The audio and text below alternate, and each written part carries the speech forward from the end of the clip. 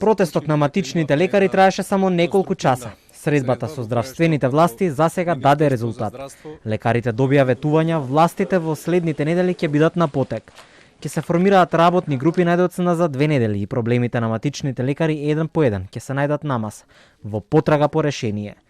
Од Министерството за здравство ветуваат дека ќе помогнат за минимална плата на вработените во ординациите, а административните грешки на ПЗУ-ата нема да поминат со парична казна, туку со опомена.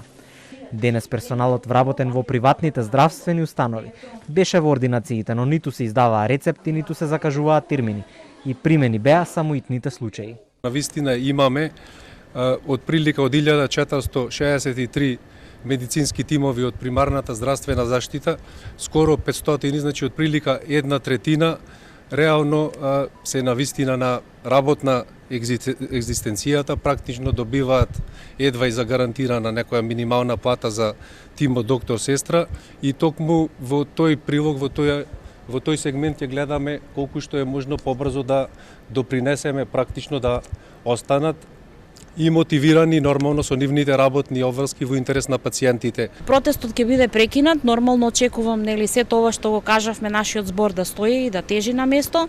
Во спротивно јас кажав дека докторите ако ништо не се случува подолго време, дека барањата се нивни и до престанок, значи имаме и план Б. Матичните бараат измени во Законот за здравствена заштита за пациентите да припаѓаат на матичната ординација, а не да бидат врзани за факсимилот на лекарот. Едно од главните барања е изголемена капитација. Претходно на матичните лекари им беше ветено, но не и остварено дека капитацијата ќе чини 95 денари по пациент.